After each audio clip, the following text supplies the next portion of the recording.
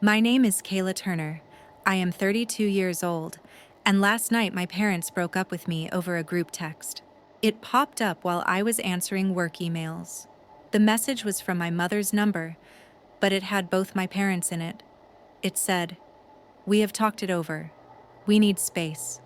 Please stop contacting us for a while."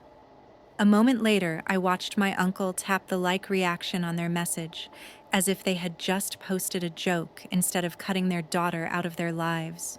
I stared at the screen, not because I did not understand what they were saying, but because I finally did.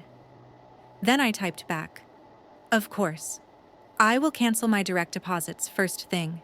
That was the part they always forgot. All those little transfers, temporary loans, and help us just this once payments were not magic. They were wired out of a family trust, and my name sits on the paperwork. By midnight, the trust was frozen. The vacation fund that kept our sunny trips going was emptied into a holding account, and every clever tax trick they had leaned on for years was their problem again, not mine. At 4:30 in the morning, my brother started calling.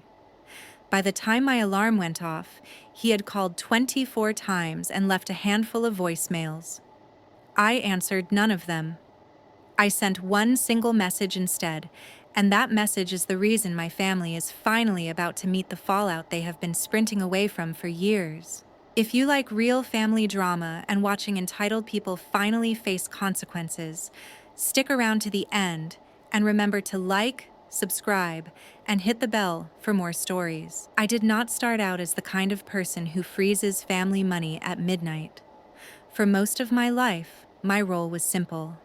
I was the reliable one, the numbers person, the daughter everyone trusted to keep things together. My name is Kayla Turner, and I grew up in an ordinary Midwestern suburb. Our house was small but tidy, with the same neighbors for years, and a grocery store cashier who knew our names. My parents liked to describe us as comfortable, not rich, and they told that story often enough that it became a fact in my head. I watched them juggle bills at the kitchen table and assumed that was just what adulthood looked like. Money was never a mystery to me. Numbers made sense in a way people often did not. While other kids dreaded math, I liked balancing little pretend budgets in spiral notebooks.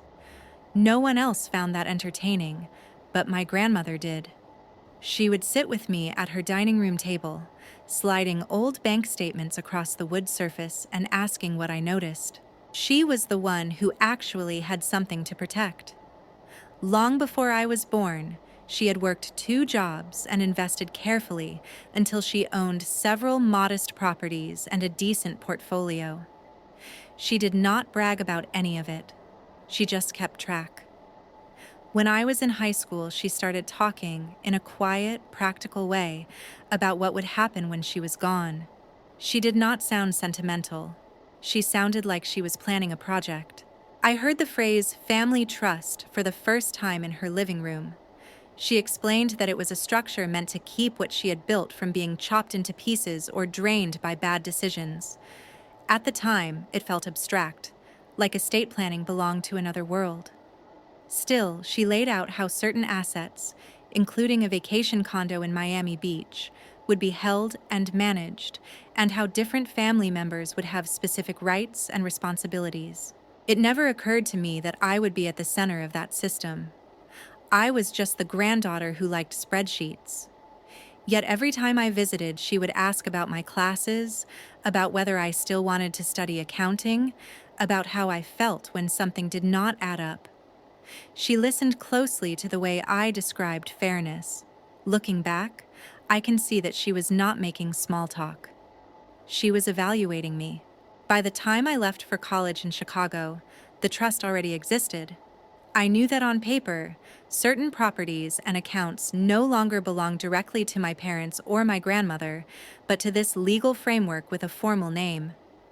I also knew that my older brother Brandon was thrilled about the condo most of all, drawn to the idea of warm weather and ocean views. Conversations about the trust rarely revolved around responsibility when he was in the room. They revolved around what he might get to enjoy. I went away, studied accounting, and eventually specialized in tracking down financial lies for a living. That work fit me. It rewarded patience, pattern recognition, and a stubborn sense that numbers should tell the truth. While my career took shape in Chicago, my family quietly adjusted to the idea that I was the one who understood the paperwork none of them wanted to touch. At first, that felt like a compliment. They mailed envelopes to my dorm and later to my apartment, asking me to look things over and make sure everything seemed fine. I took it as proof that I was trusted. I did not see, not yet, how easily that trust could turn into a permanent job I had never actually agreed to do. Adulthood turned that vague idea of a family trust into something that sat squarely on my shoulders. Once I settled into my job in Chicago, a pattern formed. My relatives treated what I did as a permanent service they could tap whenever life got inconvenient. I was the one who could open a laptop, move a few numbers, and make a problem disappear. At first, the requests felt harmless. A shortfall on the mortgage after a tenant moved out. I would look at the balance in the trust, remind myself that my grandmother had created it to support the family and approve the transfer. Then the amounts escalated. A payment to keep the lights on turned into covering a credit card balance that had spiraled. A quick transfer for car repairs quietly became enough to wipe out a used car loan. Fixing things still felt good, but a quieter part of me started to wonder who was supposed to replace what I kept giving away. My older brother, Brandon, treated the trust like a launch pad. Every few months, he surfaced with a new project. There was always a plan, an optimistic timeline, and a gap that could be filled if the family invested through the account with our name on it. My parents echoed his enthusiasm when they called me, as if they were asking for a small favor, not another withdrawal. The Miami condo sat at the heart of their dreams. When I was a child, it was a story about palm trees and ocean air. As an adult, it was a unit number, association dues, and property taxes. Long weekends and winter trips kept appearing on the statements, each one framed as a well-earned break, and each one traced back to the same pool of money I was supposed to protect. My uncle, Leonard Hayes, threaded himself through those numbers. His name showed up next to consulting fees paid from the small family foundation my grandmother had tied to the trust. On paper, he was managing charitable work. In practice, the foundation picked up hotel blocks, receptions, and events that lined up neatly with whatever Brandon was trying to promote that season. During the day, my job was to follow patterns like that for clients who suspected something was wrong. At night, I sat at my kitchen table and followed similar trails through my own family's accounts. I knew how thin the line could be between creative accounting and something regulators would flag. My signature was on authorization forms. For a while, I convinced myself that staying involved meant keeping things under control. I nudged charges into safer categories, insisted on basic documentation, and refused a few ideas that were too blatant. Saying no to everything felt like starting a war. Saying yes with conditions felt like a compromise I could live with, even as the knot in my stomach tightened a little more each quarter. The first time I said any of this out loud to someone who was not related to me, it was over a rushed lunch with my coworker and friend, Jenna Rhodes. I gave her a careful version of the situation, stripped of names and locations. She listened and then said it sounded less like helping and more like being drafted into a job that never ends. Not long after that, an email from the longtime family accountant arrived in my inbox. Certain expenses coming out of the foundation did not match its stated mission. There were travel and entertainment charges coded in ways that made him uneasy, and he wanted to confirm that I had reviewed them. As I scrolled through the list he attached, the unease I had been carrying around finally felt less like a vague worry and more like a clear warning. By the time the accountant's email arrived, the knot in my stomach had a shape. It was not just a feeling anymore. It was a list of transaction dates, vendor names, and amounts that I could not justify in any way that would survive real scrutiny. I read through the charges twice, then a third time, and recognized the pattern immediately. airfare to Miami in late winter, a resort invoice coded as a conference, catering for an awareness event held the same weekend my brother launched one of his short-lived ventures online. I could see the story that had been told on the paperwork, and I could see the very different story underneath it. In my work life, this was the point where I would have scheduled a meeting with a client and warned them that something had to change. In my own family, there was no clean protocol. There was just a vague hope that if I raised the issue calmly enough, everyone would understand the risk and be willing to course correct. I knew better, but I tried anyway. The next time I went home, the visit felt strained before I even dropped my suitcase in the hallway. My parents were polite, but their smiles hovered just short of their eyes. My brother looked restless, as if he was waiting for an opening. My uncle behaved as though everything was perfectly normal, which only made me more aware of how much was not. We sat down to dinner and walked through the usual small talk: work, weather, traffic, the latest minor annoyance from a neighbor. It all felt like a script we had used too many times. Underneath it, my mind kept circling back to the foundation charges and the way my name appeared on every approval line. When the conversation finally turned to money, it was almost a relief. There was another opportunity, another plan my brother was excited about, another reason the trust could be put to good use. My parents talked about timing and how this might be exactly what the family needed. No one mentioned the email I had received. No one acknowledged that the foundation was already straining against the boundaries of what it claimed to be. I listened, and I felt the familiar pressure build behind my ribs. For years, I had absorbed that pressure and turned it into quiet action. That night, I heard myself say something different. I pointed out, in careful, neutral language, that the foundation already had expenses that did not line up with its stated mission, and that any additional transfers needed to be justified in a way that would make sense if an outsider ever reviewed them. The shift in the room was instant. My brother's expression hardened. My parents went very still. My uncle's fork paused halfway to his mouth. No one raised their voice, but the mood at the table dropped several degrees. It was as if I had broken an unspoken rule by saying out loud what everyone else preferred to treat as background noise. The rest of the meal was an exercise in controlled discomfort. Every time I tried to steer the subject back to something neutral, it slid towards subtle jabs about trust, loyalty, and how families are supposed to support one another. Underneath the words, the message was clear. I was making things difficult, and difficulty was not welcome. By the time I drove back to my hotel that night, the sky had turned the dull color of early winter. Street lights reflected off patches of old snow, and the town I had grown up in felt smaller than I remembered. I stared at the ceiling in the dark and realized that nothing I could say in any tone would make these people see what I saw when I opened those statements. I went back to Chicago the next day and threw myself into routines that made sense.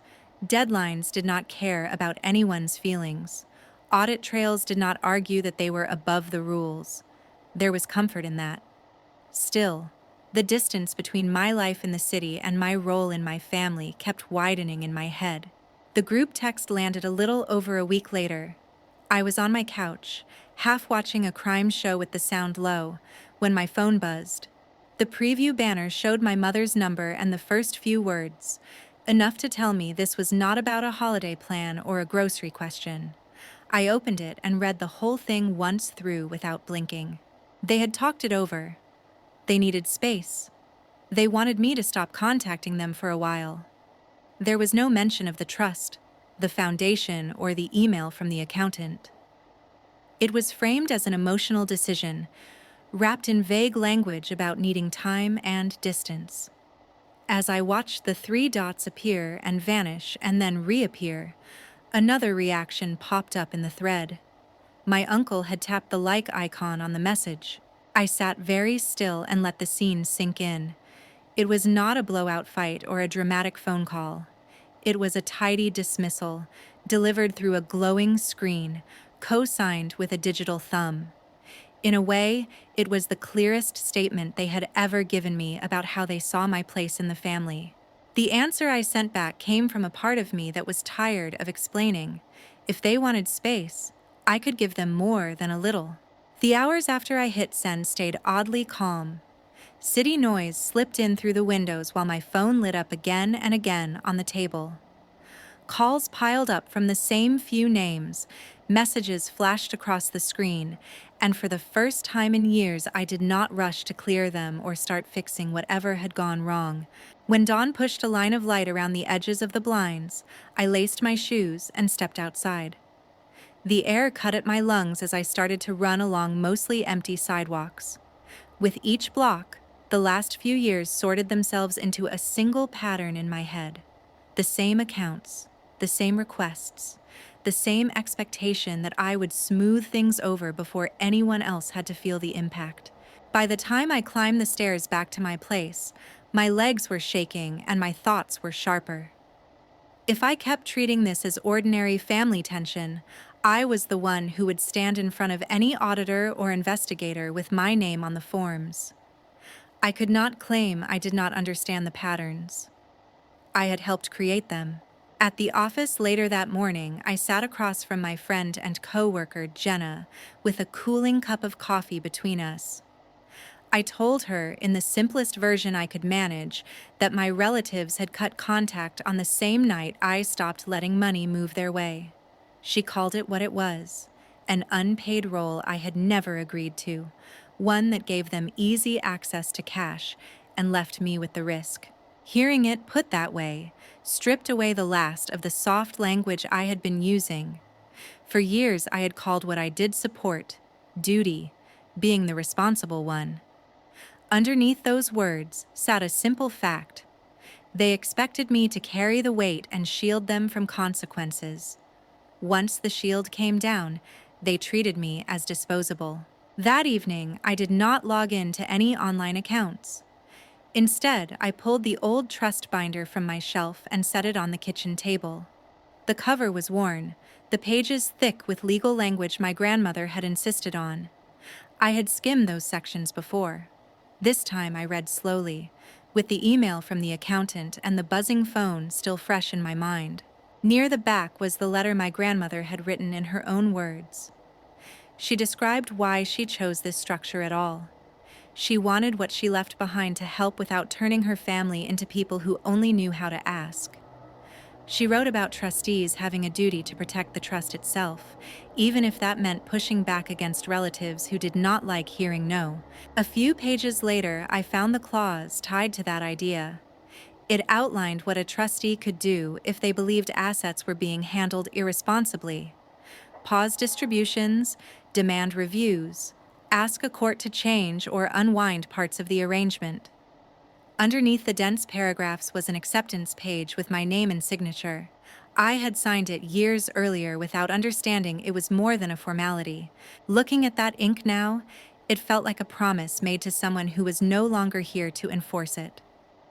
My family's reaction to one boundary made it clear what I meant to them when the money stopped flowing. Whatever loyalty I owed at this point was not to their comfort. It was to the role I had accepted and to the woman who trusted me with it. I closed the binder, opened my laptop, and typed a different kind of search than usual. I looked for attorneys in Chicago who worked on trust and estate disputes, scanning for a name I recognized from professional circles. When I found one whose cases I remembered, I wrote down the number, picked up my phone for a reason that had nothing to do with missed calls from home, and left a message asking for a consultation. The attorney returned my call faster than I expected.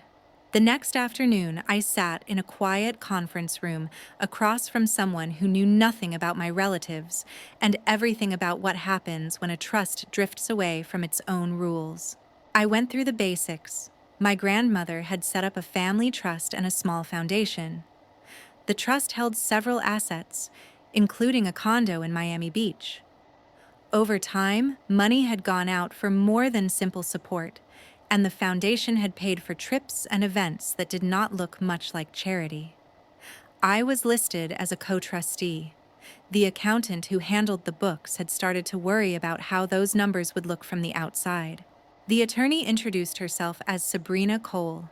She read my notes and the original documents, flipping between the binder and the spreadsheet I had built, then asked a short series of questions. Who signed what? When approvals were given? How long I had been uncomfortable? When she finally settled back in her chair, she did not ask how anyone felt. She asked why I had not acted. She explained my position in plain language. A trustee is not a favor title or a family badge. It is a job with a standard attached to it. If I knew that funds were being used in ways that did not match the documents and chose to look away, I would have a hard time convincing anyone that I had done that job. Hearing it framed that way forced me to drop the softer story I had been using. I had called what I was doing helping, supporting, keeping the peace. From the outside, it looked like a person with authority watching patterns she did not like and hoping they would never be examined closely. Sabrina laid out my options in 2 lines. One path meant keeping quiet, letting the trust and foundation continue as they were, and trusting luck. The other meant documenting what I had seen, asking for a formal review and suspending payments that were not required while someone independent went through the numbers. One path protected my relatives from discomfort. The other protected the structure my grandmother had built and the license I used every day at work. We filed the request for an audit that week. Sabrina drafted letters in neutral language, filled with dates, amounts, and references to specific sections of the documents. There was no mention of history or family tension. At the same time, she sent notice that discretionary distributions were on hold until the review was complete. Once those letters went out, the situation shifted. It was no longer just me tightening valves behind the scenes. There was a clear record that regulators, judges, and other trustees could read. My name appeared next to actions that matched my obligations instead of approvals I had given out of habit. While the audit process began, I turned to the Miami condo. For my family, it had been a backdrop for sunny photos and holiday posts. On the balance sheet, it was an expensive asset with ongoing costs and a clause that allowed a sale if that was in the trust's best interest. With Sabrina guiding the steps, I followed that clause. An appraisal was ordered. Recent sales were reviewed. Potential buyers toured the unit and treated it like what it was on paper. Square footage, view, rental potential.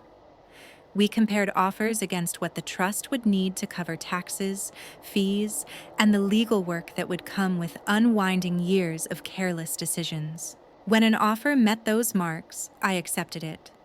Signing the sale paperwork felt less like losing a vacation spot and more like straightening something that had been crooked for a long time.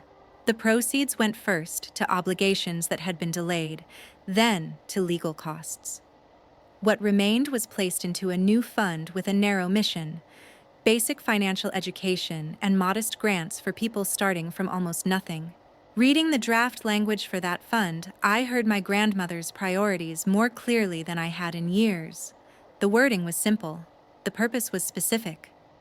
There was no space for creative stories about what the money was really for.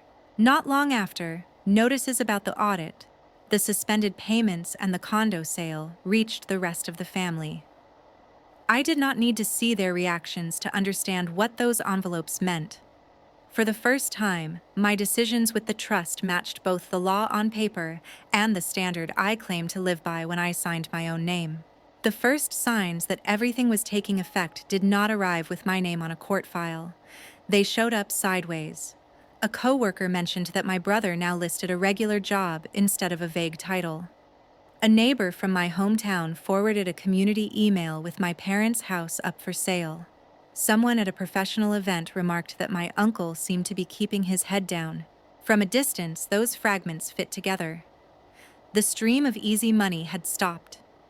Without it, the life my relatives had been living could not hold. Bills that used to disappear stayed in view. Trips dropped off their feeds. The projects that were always about to succeed faded without announcements. I did not feel triumphant, Calling it karma and nothing more would have meant pretending I had never cared about these people. The truth was narrower. I was angry that they had treated my work and my signature like tools they owned, and relieved that I was no longer standing in front of the impact when their choices finally met limits. In time, indirect updates turned into direct attempts to pull me back in. Messages came that mixed criticism with nostalgia. I was called distant and ungrateful, reminded of old holidays, told that things had become harder than anyone expected. Underneath all of it sat the same assumption as always. If I would start saying yes again, everything could go back to the way it was.